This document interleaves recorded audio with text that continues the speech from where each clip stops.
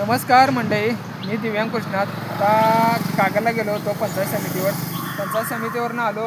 मग आता इथं जरा आपल्या कोगनूर टोलनाक्यावरती आलो.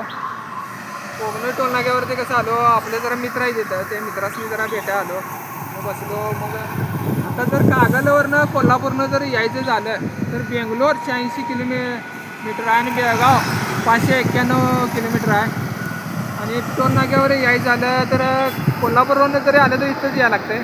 आणि निप्पाणी बेळगाववरनं आलं तरी बी ह्याच कोगनूर टोलनाक्यावरती यायला लागतं आहे. आणि निप्पाणी टोलनाका बी ह्योच लागतो आहे आणि कोल्हापूर टोलनाका बी ह्योच लागतो इथून आल्यानंतर. आणि कसं आहे, फॅस्टॅग जर मारायचं झालं आपल्याला, फॅस्टॅग जर मारायचं झालं तर इथं आपल्याकडं एक दोन मित्र आहेत. काय तुम्हाला दोन मित्रांचा एक कॉन्टॅक्ट नंबर देतो आणि कॉन्टॅक्ट नंबर देतो आणि याच्यावरती कधी पण कॉल करा. आणि आपल्याला